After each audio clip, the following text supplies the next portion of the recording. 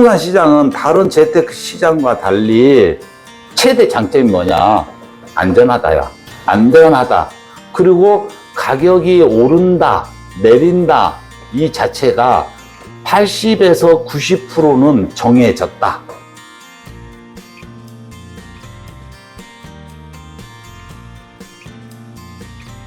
이렇게 젊은 2030들한테는 제가 항상 단기 투자 좋아하지 마라 이런 이야기를 해요.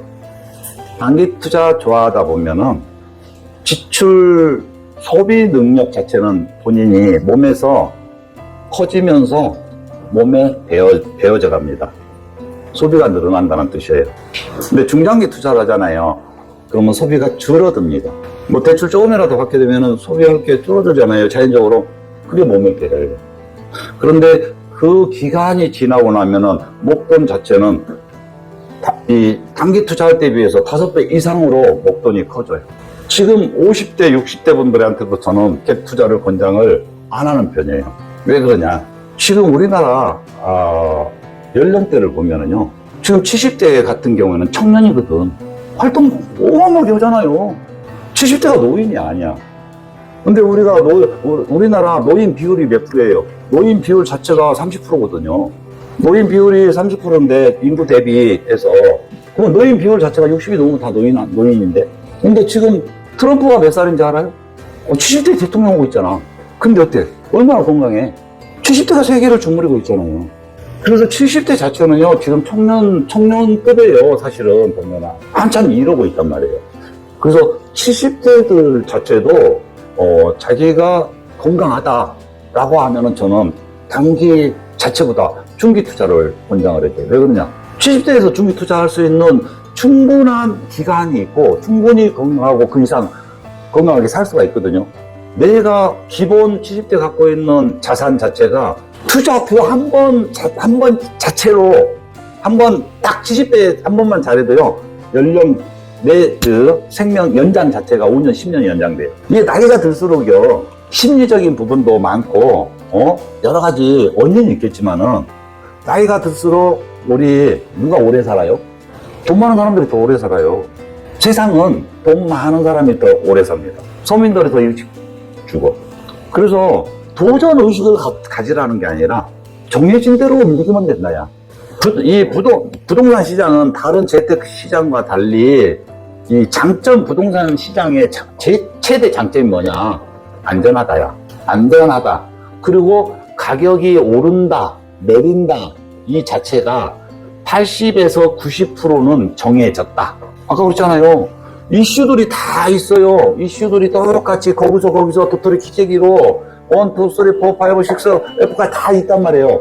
그런데 이렇게 있는, 자, 예를 들어서 지금 GTX로 내가 하나 이야기해 볼까요? GTX 노선 영향을 받아서 역세권들 자체는 GTX 이미 착공도 않는 GTX 역사까지도 이 영향받아서 가격이 올라가고 있어. 가격이 올라가니까 반드시 뭐가 생겨요?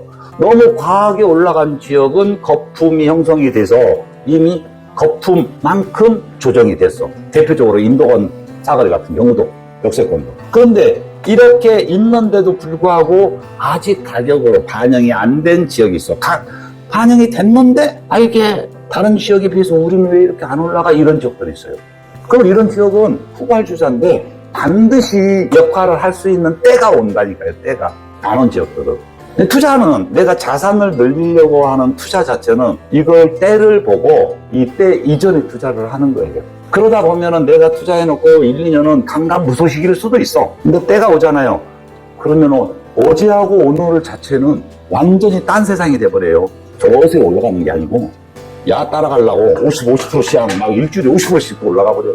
이게 부동산 시장이에요. 그래서 부동산 시장 자체는 안전한 거는 이미 정해졌어요. 이미 정해진 자체에서 지역별로 또 지역이 이슈가 좋다라고 한다 해서 그 지역의 모든 부동산이 동일하게 혜택을 보냐? 그렇지 않아요. 이 지역의 특성에 맞춰서 혜택 보는 게 순서가 정해집니다. 건물이 최고 받은 지역도 있을 수 있고, 아파트가 최고 받는 지역이 있을 수 있고, 뭐 주택이 받을 수도 있고, 창고가 받을 수 있고, 토지가 제일 먼저 받을 수도 있고, 지역마다 이게 혜택 받는 게 틀려요. 그 지역 특징에 따라서. 아무리 좋은 지역이라 하더라도 투자해서, 그래서 우리가 이런 게 있어요. 저 지역은 진짜 좋다 해서 가서 들었으니까 몇 군데 내가 하기 보니까 진짜 좋대. 그래서 나 혼자 막 다니면서 나 혼자 투자했다. 그렇게 투자해가지고 손해보는 사람도 많아. 10년 가도 내 거는 그대로 있네.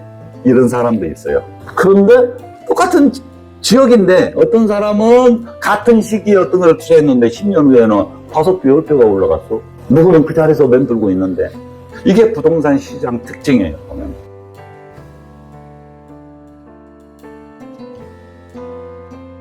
우리가 양극화 하는데요. 앞으로는 이 시장 자체가 이제 초양극화 시장으로 간단 말이에요. 아파트 주거가. 근데 주거만 그러냐?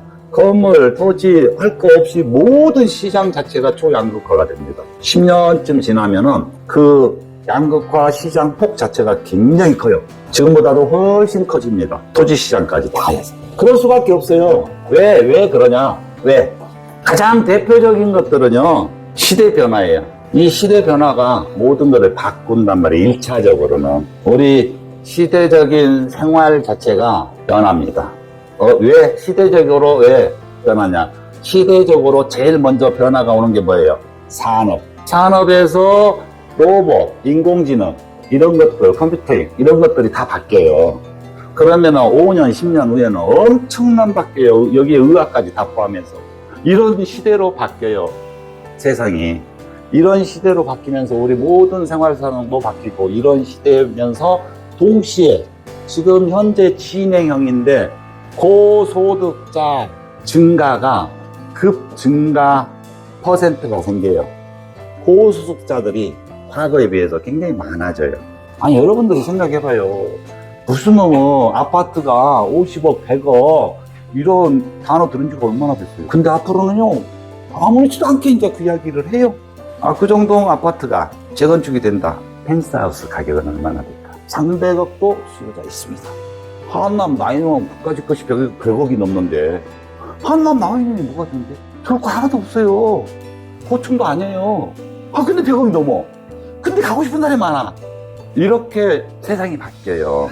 부동산 시장도. 그러니까 부동산 시장은 나만의 문제가 아니라 세상 흐름을 좀 보셨을 때 답이 나와요.